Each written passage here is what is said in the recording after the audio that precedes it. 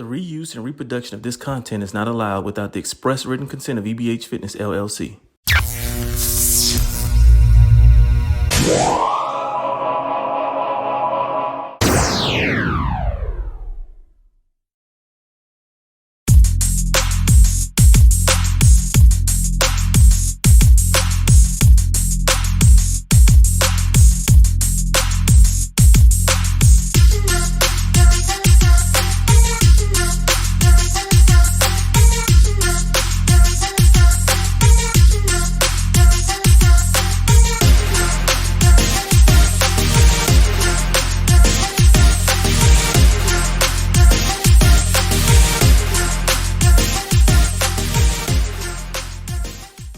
Good evening, everybody. This is DJ Lady Dubois coming out of El Paso, Texas, right here, right now, bringing you with Breaking the Music.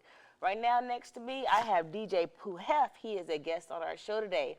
I hope you guys are ready for some wonderful information and some insight on who he is and what he's about. So, Pooh Huff, how are you doing today? I'm doing fantastic. You're doing fantastic. Yeah. Yeah? Yes. That's the best, the only way you could do it. Oh, man. So, where are you from? I could tell you where I'm from, but does it matter? Have you ever heard of the word enigma? Mm-hmm. Enigma is a riddle, right? Yes, it is. So the riddle is, where do you want me to be from? Well, we could say everywhere. I can say everywhere too, but I mean, I know where I'm from, but I'm saying, where do you want me to be from today? Well, let's see here. For today, Yeah, where are you from? How about I'm that? from Georgia. Okay, I'll be from Georgia. I know Georgia. You know Georgia? My mom is from Augusta. All my family's from Augusta. We're West Indian black. Okay. You're Cameroon, right? Yes. Yeah. Yes. So I learned something about people that's in Georgia, South Carolina, and North Carolina, that a lot of people are from everywhere, and their heritage starts from West Indies or certain parts of Africa that have a direct connection. So now I'm not going to give people that.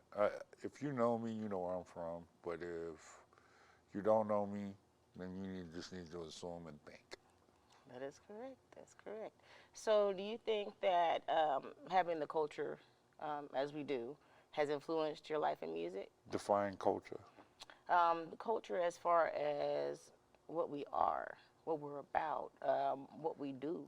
Now, I'm sorry that I have to bring it back to you. Define what you feel is culture. Let's go hip hop. Okay. Thank you for being more direct with All that. right, there you go. We've known each other for a minute, and you need to learn how to ask these questions right. You know what I'm saying? All right. So, All right. Okay. As far as hip hop culture, define it how? Like, as far as what do you like? Where you want me to go with this? Do you see it as a link between the way that Africa plays music or the way that Western America plays music? Do you combine them? That's interesting. Yeah, I would I would combine them on a couple of aspects.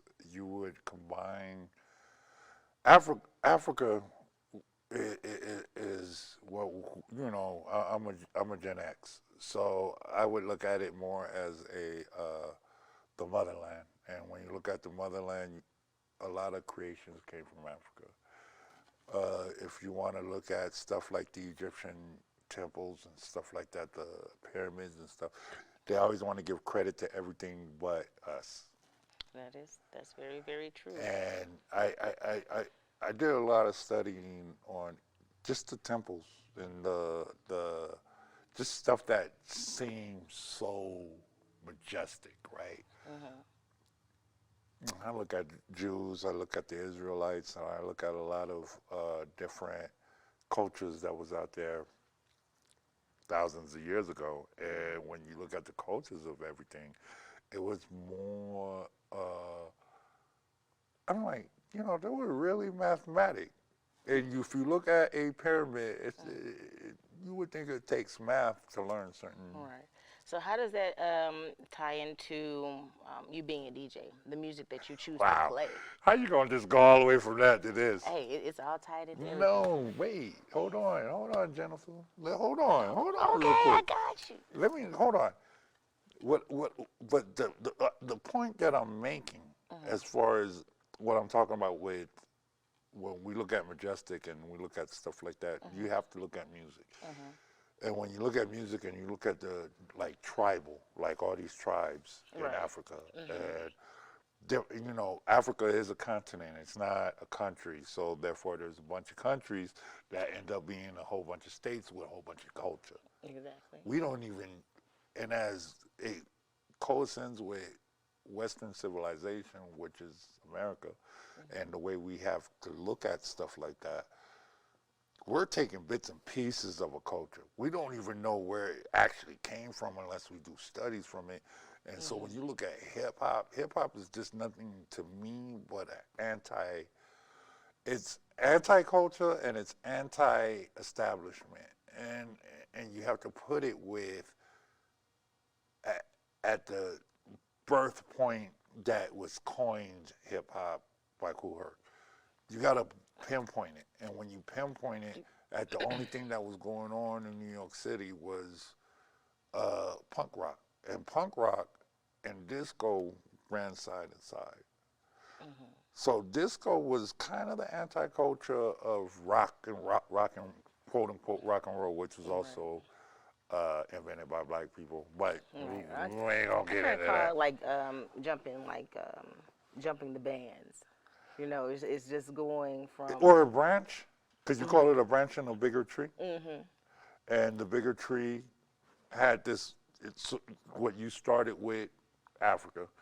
I believe it does start in that continent. I believe everything started there. And when, you know, and me being, you know, if you look at even stuff like gospel music gospel music plays a lot into a lot of hip hop because a lot of us young black people, ranging from the 70s and the 80s, had to go to church. And we had to learn. I learned how to play instruments because I was forced to go to church. I learned how to play organ. My brother was a musician, and my brother played, I think, like 9, 10 instruments. I ended up learning how to play 4. Half of that was in church. Okay. Which one was your favorite instrument? It's always going to be drums. But I just didn't have the coordination to actually sit there, but I understood patterns. And I always surrounded myself with drummers. I always, like Mark, I had a friend, Mark Reddix, my cousin, Robert Lucas, my blood cousin, Toreno Johnson, which is the head coach of basketball team in Burgess. Okay. Fantastic drummers, and I would look at these guys. I could play drums, but I wasn't pattern-wise to what they would do. Right. I could never touch them, but my mother made me learn how to play piano, and I learned that. And I can play piano quite well, but the problem was I tried to follow my brother, and my brother is a person that doesn't know how to read music. However, he's a certified. By ear. He was a certified genius, like on paper, but he never wrote it. And so I was like, I'm not gonna read a note either. I'm not gonna read no notes. Why am I gonna read a note? I don't Did need you ever learn though? No. No. For what? Well, I mean, in music that we can hear. Yeah, but if you hear it, what So notes different. are you supposed to read? Well, because you can't. Well, you can't hear everything. Your family's from a big musical background. Yes, they are. So we probably would have the greatest argument in the world if I know. met them, and I'd be like, but is that what you heard? Right. Like, Back is and that forth, what you heard? Or you can combine both of them. No. What you hear and what I hear. No. Yes. Nah, man, you don't do think that would be that. perfect. How do you mean? Like if you hear certain notes in a song, Right. right? Right. And say I didn't hear those like the same exact notes. Maybe I heard some other notes that you didn't hear. Uh-huh. If you combine those two, it's the same music, but it creates that song. Yes, That's what I mean. in theory. In theory. In No, theory, no, in theory, yes, you're absolutely correct. But in actual thought, like, I'm not going to waste my time. This is me. I'm not talking about anybody else. I'm not going to sit there and look for that perfect note or look for the note. It has to come. And it has to. So if you listen to somebody, let's say that it's somebody that everybody knows like Prince. You listen to Prince and his compositions, and I'm not talking about Purple Rain. I'm talking about before. Right. When you listen to those records, you can tell that he didn't write that. Like, he didn't sit there and say, let me write this composition. I think the composition came after. How that correlates with hip-hop? How it correlates with hip-hop to me is Jay-Z or Biggie or any rapper that actually wrote their song in their head, recorded the record, and then wrote it. Right. So it does go along the line of what you're saying, but I'm looking at after the fact, Right. not before. Because I'm not sure if you're meaning if you are writing a record, if you're writing a record or making a record or doing something, or you come up with the composition of a record, that you believe that you can play this song and write it at the same time. I don't know. I don't know if it comes off like that. No, I think where the confusion is on what I said was as far as reading music, right? If you don't know how to read the music and say you hear, what's supposed to be played. I can play music all day and you're like, oh yeah, I know how to play that, and you get your instrument and you start playing it. Now I can read the music, right? I can read it, you can't. So I can read the music. So there's notes in there that you might not have heard that I can see. But what if let's say that you did that, and I sat right there and played right with you after the first few bars that you're looking at, Right. and I just played right along with you because somebody would confuse it as mimicking, which I believe there's not. Look, there's not a lot of notes in music. There's not. There's nothing that hasn't ever been played. Right.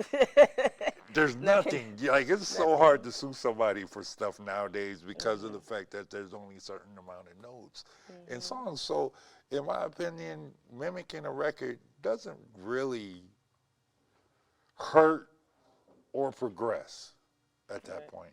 So. You gotta stand still. Yeah, no. If you listen to music nowadays, a lot of things sound the same. And then Gen Z don't even let us Gen X people die yet before they redo records, and I get it. I definitely understand it, and I'm not. Look, Gen Z I love right now because they are the most fightingest people I've ever seen in my life. Millennials, I love them, but they didn't continue the fight like these Gen Zers are. These Gen Zers are, but the Gen Zers, the only problem they have is that they hear a record for the first time, and the record came out in '95, and they feel like they can redo it, and I don't understand, because I'm like, wait a minute, man, '95 was just... almost played to the T. Yeah, and then they'll act like it's some brand new stuff, and then you sit there. But I'm not mad at that because of how I grew up. I grew up on a lot of music that came out in the 50s and 60s. And I did appreciate a lot of those records. Yes, I did mimic those records when I played them. Right. My mom would tell us stories about James Brown because my mom's from Augusta, Georgia, and James Brown was from Augusta, Georgia, South Carolina, because they split the city by the Savannah River. Right. And you go there, you can see James Brown's house and everything. And my mom used to be like, oh, yeah, man, we used to go to juke joints. for those that don't know what juke joints, juke joints are clubs that sold moonshine, even though Prohibition was over. But it came from the Prohibition era that, it was, backwood joints. And she explained to me that a lot of the records that were recorded in the 50s or early 60s were recorded in the club while they were performing. So if you hear a James Brown record, which is probably the highest sampled record or artist known to man to this day, to right now, James Brown was sampled more than anybody. And then James Brown came on Rap City and said, sample me. And wasn't even, he owned his masters, so you didn't have to go through labels and do all the bureaucracy to get a record cleared with James Brown. I never knew that. That's why if you hear any records that came out in the 80s and 90s and you hear that James Brown sample, you hear Funky Drummer, you hear Ain't It Funky, you hear all these records, a lot of it was cleared without little to no money because of the fact that he did that because he wanted artists to expand. Right. And that's a good thing to expand. No, but it's also good to be paid for a lot of stuff. All right.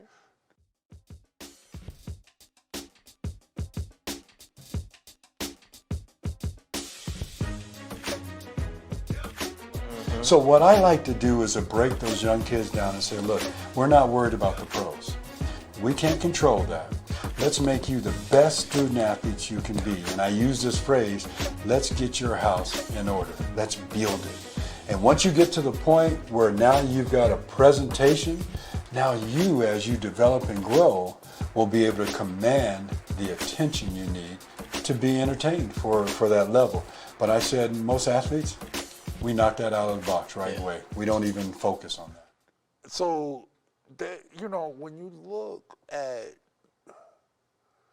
hip-hop is so hard to put in a category because, like I said, I am from an era that I understand music. And I'm not, a lot of people, like when I went into radio and all that, man, the biggest misconception about me going into radio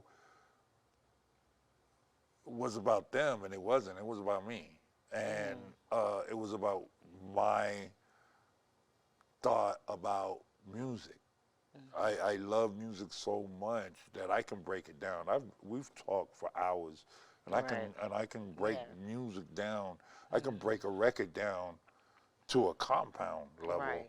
And you were like sitting there like, I thought you were just a DJ, and I'm like, no, man, music is the only out that, unfortunately, without being political, was the only out black people had. Right. Even with me growing up. I'm sorry, I'm taking over your show. Go ahead, man. Ask me whatever. I'm sorry. I'm so used to. No, because you do have your own podcast. Yes, I do. Gecko Brothers Radio. No, or that's my one? station. The station. My podcast is the Pooh Huff Show. That's on anywhere you can want to find it. So you can definitely find him there on a lot of social media platforms, I take it. Yeah, and I started this podcast with 50,000 different names starting in 2008. Right. I was in between jobs. I was unemployed, y'all. I was unemployed Everybody for a goes year. through something. I was happy that I was unemployed. My wife had a job, so my goodness. I'm going to get you. But I started the podcast. The podcast, 2008. I got laid off by Power 102. I was in El Paso, Texas, and I started my career with Power 102. I got laid off because they didn't like me, and then I think they didn't like me. I'm not sure, because they liked me when I got fired. But when they liked you when you got fired. They didn't like me when I was there. No, all right. Well, all right. All right. So radio. See, you want to get into radio? That's again. The radio, because radio is a little different from us playing in the clubs. Yeah, it's 100%. Yeah, well, it is and it isn't. I was talking to my friend right there, Maurice, and I was talking to him about the same thing. And radio with clubs, I started in the club, but I started as doing production. Right. I gotta shout out Tony Dueñez, man. In the 90s, Tony Dueñez was the one that gave me, showed me exactly how to do production, and that's how I learned production. And it would be me and DJ Mark X. And Mark X, for those that don't know, that's my brother. If you hear my name, if you hear Pooh Huff, you're going to hear Mark X. If you hear Mark X, you're going to hear my name. That's it. I definitely hear both of you guys' names around all over the place. We came to wanting to change the city in radio in 2000. Mark started at Power 102 in 1999. 1999. Oh, that's about I was just coming back from Dallas. Yeah, I just finally moved all the way back from Dallas, and I was here, and I hated it here. But here's the crazy thing about the 90s. I lived in Dallas in the 90s, all through the 90s, and, Mark was here, and El Paso, and people won't believe this, in the whole state of Texas, there was only 2 places that were popping that people had to go to. That was Galveston during Texas Beach, Texas Kappa Party. It was the Kappa Party. It was Galveston, Texas during the summer. That was all. What was they doing in Georgia, Atlanta? Freaknik. Ours was Texas Beach Party.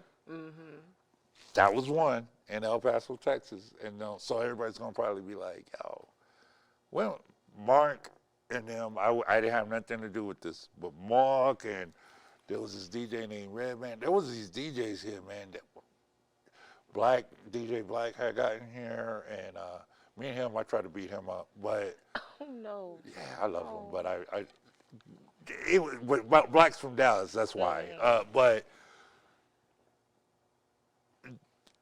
you came here? Oh my goodness, there was, all right, so you had, at that time, Babylon, Metropolis, and these clubs were on a weekday night. They weren't on a weekend. They were like on a Wednesday and a Thursday, and it was popping. Like, you can come into town on Tuesday, Wednesday, you can go out. Wow. And I'm talking about 1,600 people. I'll shout out DJ York, even though he shouldn't. Oh, he messed on me. But York had this city on lock. And with my cousin Raymond Johnson and all them. And I would sit there. I would come into town. And I would sit there and I'd be like, yo, okay. All right, okay, all right. And the main reason why I became a DJ is because I got in too many fights and got kicked out of every club in El Paso. I was just going to ask you what made you become a DJ. That's why. I was. That's the way you could stay in the clubs, was to become a DJ. Yeah. And when you did, you rocked the crowd. No. No, what did you do? I was terrible. I was a terrible DJ. I was so terrible when I first. All right, so I was living in Dallas, and I would come here. I'd come like going from Dallas to El Paso. Anybody who commuted, you learned how to drive and make it in 7 hours. It was easy, but the very first, I'm gonna give this man his props since he took credit for me. All right, but I'm gonna give him his props. The first person to hire me in El Paso, Texas, was Sam Bailey. Big Sam. Yeah. That was the first person, and it was Turning Point. Y'all remember Turning Point? You remember? He's like, right, so Turning Point, my wife was wasn't even with her. She was like a head bartender there. I used to see this light-skinned black lady, girl, whatever, and I went to high school with her, and she used to hate me, and I used to look at her. I was like, man, I'm going to make her mine one day. I did. I said that. I said that, but she hated me, and I used to look at her, and I was like, I used to hate light-skinned black girls. Why I'd be like, why are they so mean, right? All right, so I DJed with this one dude. He was light-skinned. And I'm not making it a colorism thing. I'm just telling you. Right. He was an okay DJ, and I was terrible. I was terrible. But I knew what records to play. But I didn't know what records to play in Turning Point because these were people that were not old, but they wanted to act old. Oh. Like they acted super duper old for no reason. But they were like 2, 3 years older than me, and I didn't understand that. So I'm like, at the time, I remember when I got hired, the biggest record was the song from Redman and Method Man, the How I record. Right. That was the biggest record in the country, Mm-hmm. but not at Turning Point. Not a turning point. They wanted to hear the Electric Slide. They still do today. Yeah, and that's so. Mark was still the DJing same. at Babylon at the time. He said, "You get away from that club, man." And I was like, "What? This is the only club that hired me in El Paso." He was like, "We're starting a club in downtown called The Realm," and he was like, "You're not gonna work there no more." Mark said, "If you DJ on Daya," I'm sorry, Mark, I'm not putting him on blast, but he said, if you start your career, you're gonna end your career on Daya. Mm-hmm. I said, I'm black, but I'm not black. So let me go ahead and go downtown and become mainstream. Right. The Realm was mainstream. When I played, it was a tri-level club, so the VIP was upstairs and then the main floor. Downstairs was a basement. Mm-hmm. They put me downstairs in the basement and told me to play reggae and dancehall. Well, that's my culture. Right. Easy. Mm-hmm. Easy to play. Right. So how do you, when you're out here at the club now, especially here in El Paso, is it easy to transition between music for the crowds you play for? Well, that's where radio plays a hand in everything because when I got on radio, I didn't understand the concept. I didn't understand. You went from playing in the club doing what you like to do, what you like to play at the time in the era. And then the era, I came in the radio when the era started changing.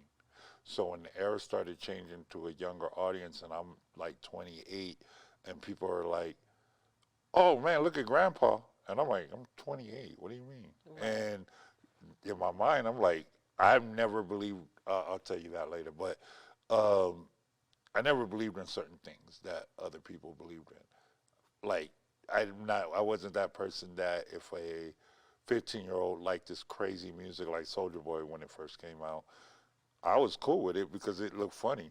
Mm-hmm. So I wasn't that guy. That's what I'm saying. Right. So with radio, I was intertwined with DJs that were house DJs that liked house music. I started learning that culture with Chicago house in Miami, New York, Philly, Baltimore. Mm-hmm. Like I started learning the differences between that. I started learning different types of hip hop, like between West Coast, like even the West Coast has subgenres. So if you're in LA, LA is one way, but the Bay is different. Right. You go to Georgia, it doesn't mean Augusta. Like you can listen to Pastor Troy in Augusta. You didn't even realize that he wasn't from Atlanta. He was from Augusta. Right. And then you hear Atlanta, and then you hear like Outkast, but yet Andre 3000 was from Savannah. Mm-hmm. And so you start listening to that, and you being from Georgia, Right. there was like 3 or 4 different cultures in Georgia alone. Right. You get what I'm saying? Yes. And so nothing sounded the same. Everything sounded different. You go to Florida, Mark X claim to fame was in the club playing booty, Miami, South Beach, Miami booty music Mm-hmm. that I hated until I went there. And when I went there, I was like, I get it. I get it. But at the time, I'm a Right. hip hop head thinking. So when radio started doing that, you start revisiting the clubs in a different aspect. You start thinking like, can I play in a mainstream club? Can I play in a strictly ghetto club? Can I play here? Can I play there? Mm-hmm. And have different records. See, and I came from records. I didn't come from Serato Right. or The new virtual stuff they have DJ now. or anything like that. I didn't come from that. I came from you had to build your records and go to the club and walk in there with 9 crates, 10 crates. Mm-hmm. And if you don't got the record, you just didn't have it. Right. Right, That's cut why like that. DJs got that money. The reason why I got money was getting money at a club was because you got to pay for that. Kind of puts me in the mind of what they have that show that was on what was it on Netflix, I believe. Which It one? was The Breakdown. Oh yeah, The yeah, Breakdown. Is that a lot of similar what you had to go through yeah. starting back? Um, We're back. Look, this is my daughter's second live football game. I took her to a Ravens game a couple years ago, and now she gets to catch a SEC game. She's a trooper. That first game she caught, the Ravens game, was rainy. It was wet. Her and her homegirls like this. Champs, 11 years old at the time. I said, I'll take y'all anywhere. Didn't complain at all. So here it is. It's cold. It's like 30, 40 degrees. Cold. Evening, night, wind, and everything. I say, look, at the 5-minute mark, we leave. My daughter, she's 13, says, why? Let's stay at 000. That's my girl. I got to give you props because early in this season, before the NFL started, you called them going to be your NFC North champions. And so I didn't see it.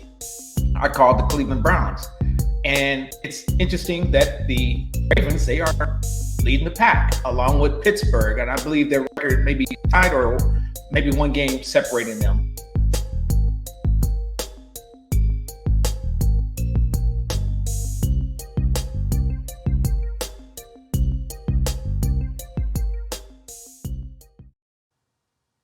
well, for one, in my era, there wasn't a lot of DJs, so I can tell you about 4 or 5 DJs that, and I never competed because Mark never competed with anybody, so I kind of followed the logic of his. Like my whole career is based on Mark, and so I didn't follow. Like I never walked. I walked with my chest out because that's me. That's me. All right. But as far as when it came to career-based DJing, like that, and I wanted to be heard, but I didn't want to be seen.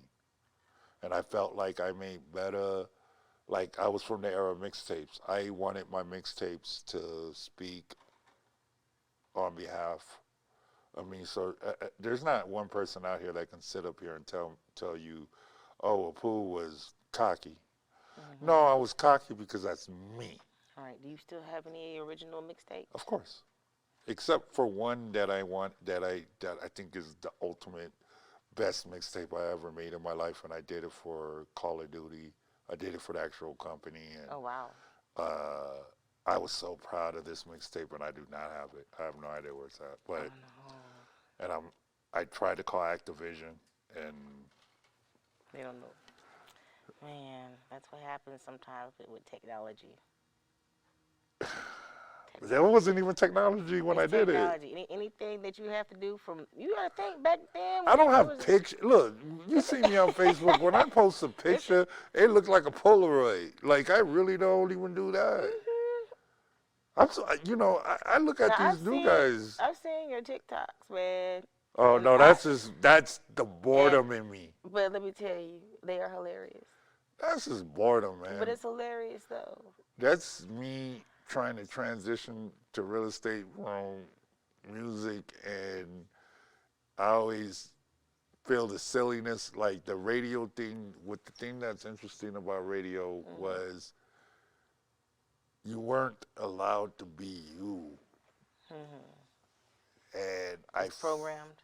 Yeah, but I felt like the one thing, if I had to leave here tomorrow, if I checked out tomorrow as far as with life and everything, and if somebody was to ask me what would be the legacy, which I don't believe in, would be I followed Jay-Z's theory, which came from that one man that sang that record. I did it my way. That one. And Jay-Z said this, right?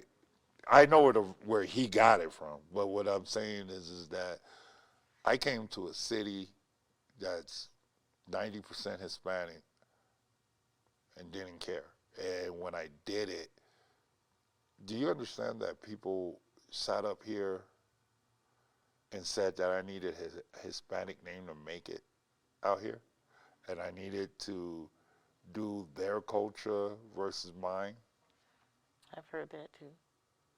and I didn't. I didn't care. And I said, nah, man, everybody called me Pooh. That's my name since high school. That was me. Right. I'm not going to change my name because my friends might hear me on the radio, and I want them to know it's me that's talking. Right, right. And they sit up there and they'll be like, well, you're just not going to make it. Your voice is raspy. You smoke cigarettes. I said, how y'all smoke? I don't smoke. I haven't smoked cigarettes in almost 10 years, but I'm saying, like, what are y'all talking about? Is it a black thing? And they're like, no, it's just that it's El Paso. I'm like, I know El Paso. El Paso is smarter than what y'all are perceiving it as. Success doesn't come from the popular. It's never going to be popular. It's never going to be who was the most popular. I've seen DJs come and go, and I'm 48. I'm 48, and I'm not old. I'm like, but I've seen all of them come and go. I seen DJs that were hot one year, and they helping build freeways now. That's very true. And so to me, I'm like, cocky. Yeah, I'm cocky because I didn't have to. I spent 25 years getting to do what I want, whether it was in clubs and stuff. You see me in the club as a 48-year-old. Did you find it challenging? To who? Like when he first moved here? No. Not at all? What do you mean? Challenging as far as, like, I hear a lot of times people say, oh, I can't get a job, or I can't, get into this place. That's your fault. Look, my blackness doesn't define my talent. My talent is and it's going to be whatever I allow you to see. And so if you feel, Right. you heard, you know how many no's I hear on a daily, even when I was on radio? Over 30, 40 no's a day.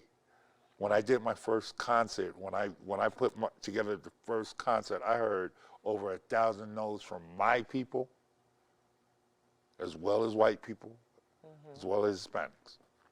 But I still did it. Yes, you did. So, in my opinion, no. What's the saying? There's a saying that says, difficult takes a day, impossible takes a week. I live by that. I've always had. And you don't have, but when it comes to DJing, let me explain this part. And when it comes to DJing, music or whatever, if you do end up caring what somebody thinks and you care when somebody says no to you, then don't do it. Don't do this job because it's not meant for you.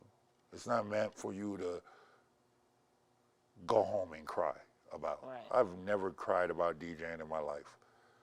I've cried about other things. I cried about young black men getting killed by police before I care about DJing. DJing is not that serious. I know what I can do. Right. You know what I'm saying? You obviously know what you can do. I've seen you go off on people for no reason. You know what I'm saying? I'll sit there and be like, golly, is that what I sound like? Because you over here just... It's that moment. You scream at some people. No, but you scream at some people because you're like, you don't understand. It's not a profession to cry about because you did that. Did everybody know how I met you? Everybody know how I met you? No, they don't. They don't. You can enlighten everybody. I used to think you were an old woman. He thought I was old, y'all. He thought I was old with gray hair. Explain to me. Explain your name. Okay, so my name is DJ Lady Dubois. How I got that name is W.E.B. Du Bois. Okay, we share the same birthday, and he's very into literature, as I am. And I thought it would be neat to bring something to the stage that wasn't like everybody else. Right. You didn't know who you were getting. It was like, that Jack in the Box. You start winding it up, and you never know what's gonna pop out. So, anytime I would start DJing, you never knew what personality was gonna pop out, what colors I was gonna wear that day, if I was gonna dress down, if I was gonna dress up. It was just always an element of surprise. I heard DJ Lady Dubois like, who that old lady? Who that old lady? And I was like, I don't need to meet her. And it was on a New Year's. It was on a New Year's party, and they were like, oh well, she's gonna host for you. And I was like, I don't not want to hear this old lady talking.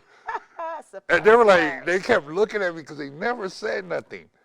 They just was like, what is he talking about? yeah. And I was like, dude, they ain't even no old people up here. And right. So I'm like, and then here you come, and you were like, I'm Lady Dubois. And I'm like, yep, you gave me that look like, there's just no way. this girl young as hell. What? And then so the perception was your name didn't match your character. Exactly. Pooh Huff does not match my character as me personal. Right. Me personal, I talk a lot of I talk trash as Pooh Huff. You don't want to know Manny. You don't want to know him because I talk worse because I cuss a lot. Pooh Huff, I'm the radio personality that, black people don't like me here. And you want to know why? Why don't they like you? Like, oh. No, it's because I'm not proper. Like, I don't walk like the proper black man at a 48. I'm supposed to walk, I don't know.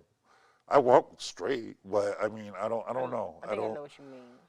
Like, no racial group here in El Paso per se likes me, but the outcast people, oh, they love me. They're like, that's Pooh, man. That dude speaks for us. And that's when I ended up speaking for them, and I was proud of it. Right. I didn't need anybody else to justify anything. So it's you never need anybody to justify anything. You don't think so? No, I don't think so. No. You don't think that being part of not being part of a group, but being part, not even being part of anything, but being accepted by a group of people, not being part, like I can understand being part of organizations and stuff like that, but being part, like being accepted just by a group of people just so you think you can do your job. Well, that's the thing about acceptance, But what's your definition of acceptance? What you're willing to tolerate, like if I'm willing to accept like bad behavior, right? Right. But you're not willing to accept bad behavior. Right. And you're looking at me like, why aren't you doing anything? And I'm looking like, whatever. I'm saying it's acceptance. No. So like being accepted by this group of people or not being accepted, that's the same thing as somebody saying, oh, I got all these haters. Okay, well, let them elevate you too. But have you ever thought, you saw I switched and started interviewing you. I know, that was great. But have you ever thought, no, it's because I want you to answer the question for me. Mm-hmm. Have you ever thought when the people that screamed, oh, these haters, have you ever in your head sit there and think, you really got those haters that be bothering you like that? Because I know I got haters, but I don't care. Yeah, we don't care like that. I never heard you talk about the people that don't like you. I seen you talk about people that disappointed you. Yes. It's a big difference between hating and disappointment, right? So I don't think any different like that. Like I think people are gonna hate you, but if you dwell on people that hate you, you're not gonna go anywhere. You're gonna be stuck. You're gonna be real stuck. But that's one thing that I noticed about you, that you never let it all roll off. They say once you get to a certain age, just let it roll off your shoulder. But it's been rolled off my shoulder when that started, because if anybody that you would have asked, even all the way back in high school, first of all, I was a 6'1" kid in high school walking around, and it wasn't normal in El Paso. It wasn't normal for a kid to be 6'1". You had to be either 5'5". And I looked at all these short guys, and I laughed at them. And they didn't understand why I was laughing at, because they would call me giraffe and all that. And I was like, yeah, man, I'm as high as giraffe coochie. Oh my goodness. You see the joke, though. You ain't never going to reach it. You're never going to see that. But I will. Yeah. So you get what I'm saying? I'm not trying to be vulgar. I'm using it as a statement. Like, I'm saying, like, there's certain things you'll never reach, and I'll be right there. That was my fight growing up. I understand that. I mean, It's my fight. My fight was I looked different than everybody. I was different than everybody. I had to change an accent because my mother had talked a certain way, and at one time, and she changed it, and I felt, you usually talk like your mom, and you had to change all this stuff to make people understand you and like you, and I just didn't. yeah, I know exactly what you mean. It's just like when I was staying with my mom up in Jersey for a while. Yeah. And then I moved down to Georgia. Even though I was born there, but I Yeah, had but stayed up in Jersey you had for a a while. culture, yeah. So when I moved back down to Georgia, the first thing they said, you don't talk like you're from here. Like, you can't dance either. And I was just like, wait, what do you mean? Like, I didn't get it. And even still to this day, like, I'm here in El Paso, I go home. Yeah, now you sound proper or something crazy. Right. And you're like, what happened? what do you mean? I think I sound the same. Do you understand what I'm talking about? Right. I get it. The only people that have an argument in accents are people from New Orleans. If you sounded like them, and you went away and came back and sounded different, they have an argument with you. Everywhere else, if you were in New Jersey this whole time, and you were doing what new people in New Jersey did. So wake up, El Paso. It was very scary. It was very scary. So, unfortunately, on one end, I did lose a business. I had to close my doors due to COVID. On the other end, we were blessed to have a home that was big enough to accommodate a salon. And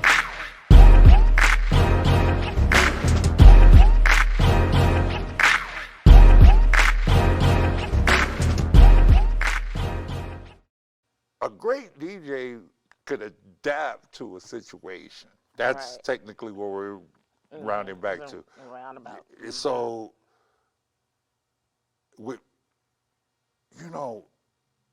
I was in high school here, house music was at the time like the hot. And Mark's from Chicago. I learned house music from him. Right. And but I used to always thought he was just this hip hop dude. But I didn't realize how dope Chicago was until I went there. And when I went to Chicago, I was like, They're really flavorful. yeah, and you see all these black people singing house music. And I'm like, well, here in El Paso, you thought, oh, well, black people liked hip hop, Hispanics liked house music, and white people like whatever the hell white people like. So I was like, that's what I was trained to believe until I went to Chicago. And when I went to Chicago, I was like, there ain't nothing but black people listening to house music. And then you look at DJs like Ferris and Julian Jumpin' Perez and those DJs, and you're like, oh my God. Right. I like I like freestyle music. I hate it. I love it. I hate it. You want to know why? It's not even the music that makes me mad. It's not the music. What is it that makes you mad? The way they dressed. I didn't ever dress like that. That had nothing to do Yo, with the music. no. You saw, look, this is how bad this is how 80s I am.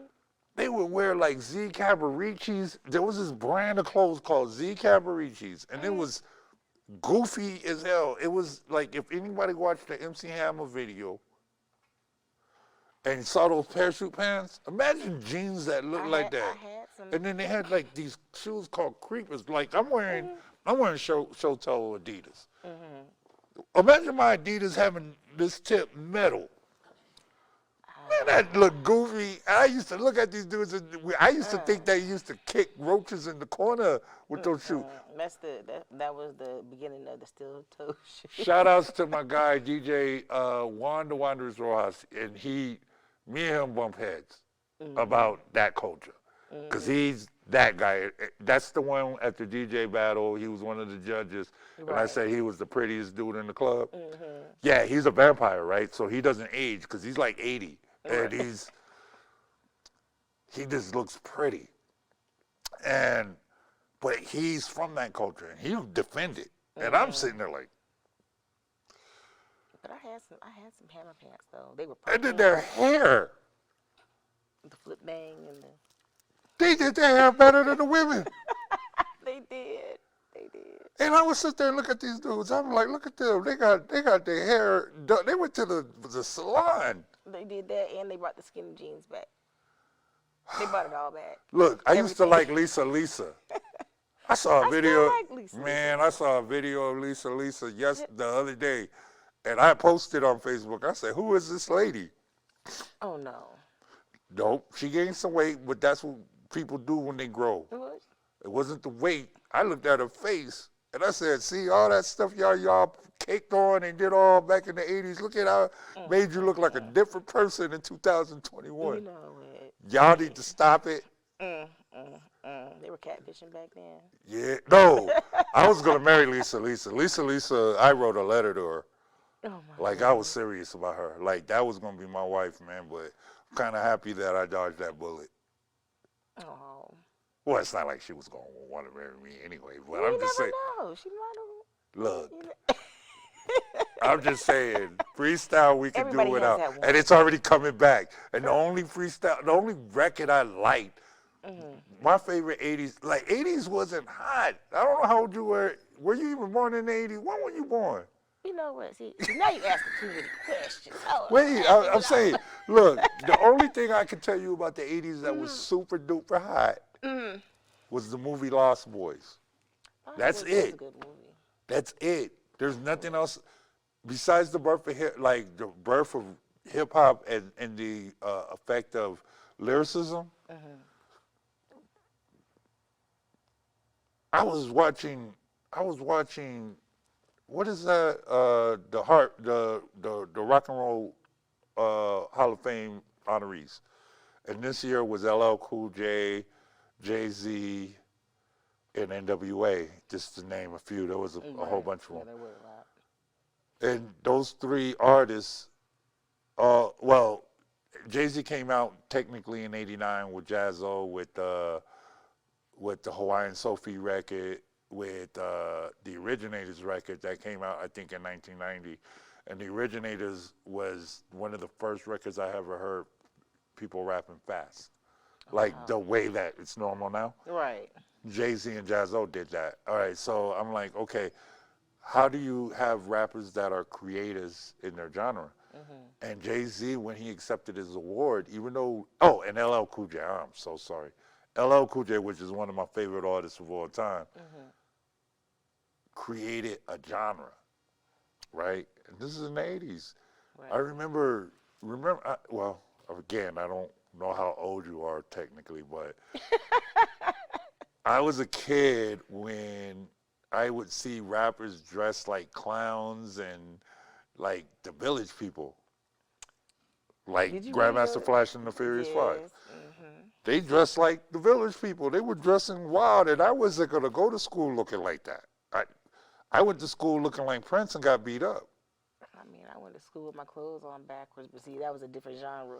Crisscross. Well, that era was very close to the 80s because they came out like in 92, 93, and they changed that young, like with me, for me, Pooh was special ed and all that. That was 89, 88, 89. Like that was my years. Right. It's like everybody had their years. If you're saying you were wearing your clothes backwards, cool. But if I would have did it, they would have been like, what's your old butt doing? So, like, when LL, with me, LL so special was he did a love song with no rappers that were hardcore, because he was considered a hardcore rapper. Right. And when he did I Need Love, I remember this record. I hated it. I was like, who's he talking to? What do you mean if when I would load in my room, sometimes I stare at the wall and in the back of my mind I hear my conscience call, and you're like, what's wrong with you? You go to the hospital. No, Because something's wrong with you. And, But well, he was feeling that. man, you know. and then when I saw the video, I was like, it still didn't make sense because the video didn't make no sense. But A lot of I videos saw don't make it sense, man. doesn't. But this Don't fit. is why I don't talk bad about the kids now, because I can show you some videos in the 80s and 90s, and I'd be like, what was this about? What? Tell me what? Oh man, you know, you got this Mobb Deep record, and you telling me Mobb Deep wasn't hard, and I'm like, yeah, man, but did you hear the first Mobb Deep when they didn't rap? They didn't sound good. And but oh no, I can't. I'm not allowed. You're not allowed to say that about 90s culture when 90s culture wasn't really that great. 88, 89 is pinnacle. It was the ultimate era of hip hop. Like the turn of everything. Man, That's when it blew up and no, it was but it was, in my opinion, would define me as Pooh. I understand stuff, and everybody have their eras. Like there's people like my brother will tell you about Prince and Michael Jackson before y'all knew those records. Like with Prince, Prince, everybody will use him synonymously with Purple Rain. right. But he had I think 6 or 7 other records before that. Yes. That's what my brother used to listen to. Okay. Michael Jackson, everybody will say Thriller was the record. Yes, that was the one that put him over the top. But he had 8 records before that. Right.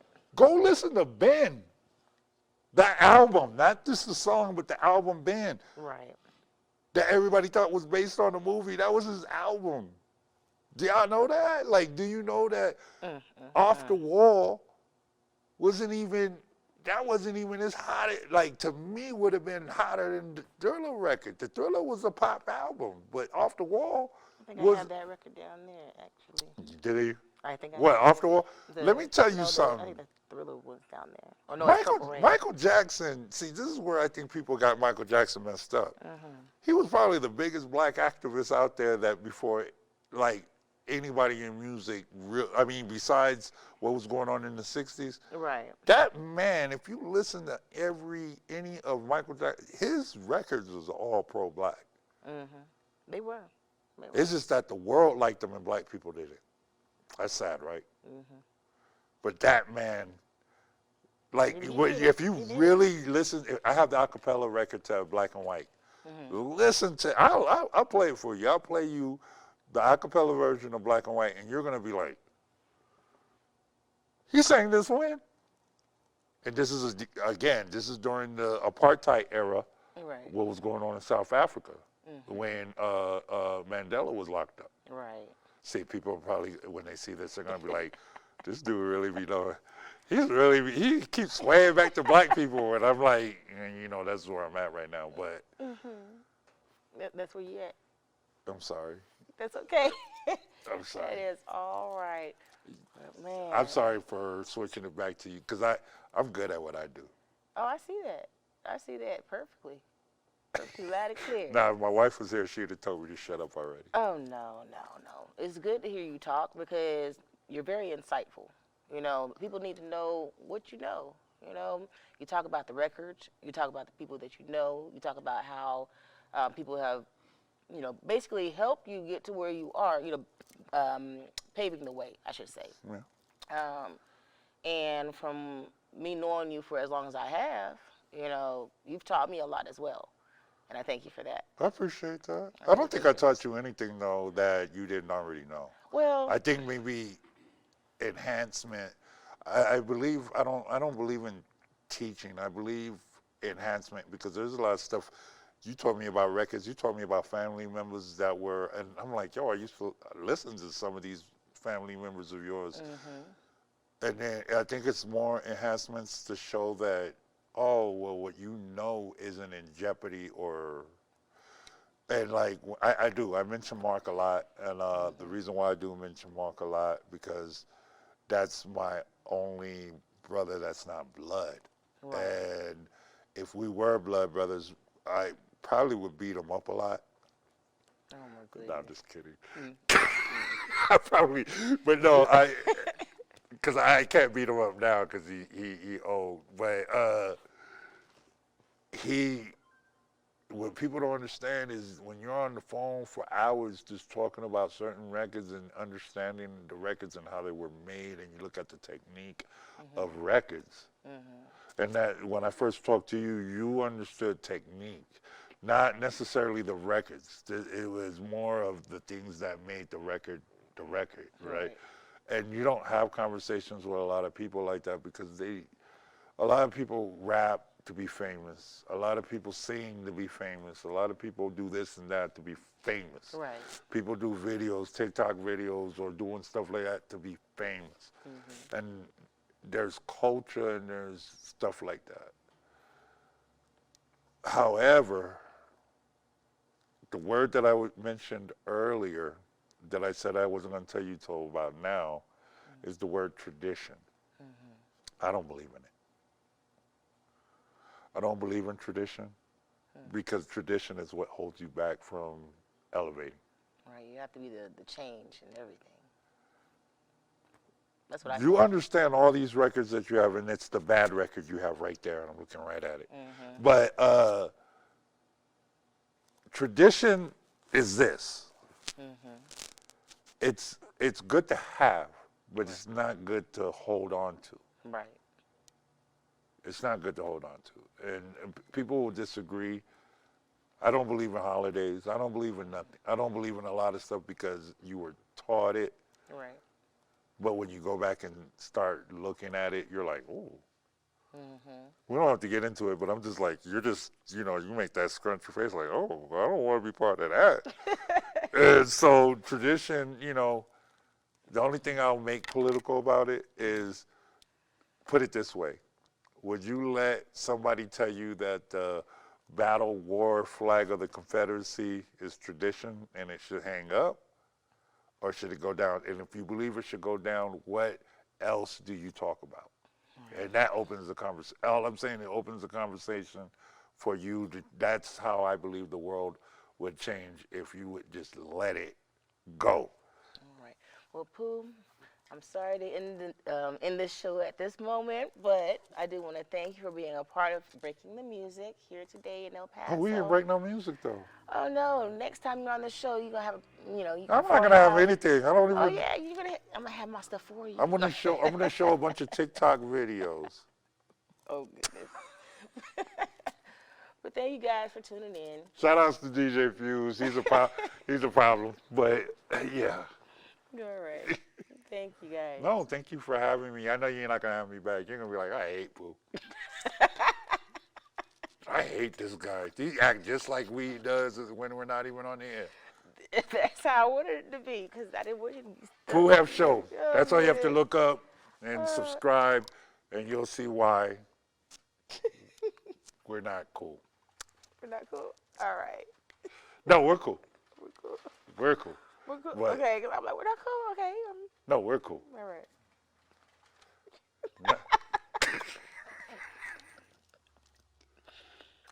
Next time, do a show about traveling. Traveling? Oh, yes. And listening to music, traveling, and how you can hear the worst records ever, and then you got to see the people that you listen to. What? I didn't say anything. There's a lot of terrible artists out here. I'm just saying. I didn't say anything at all.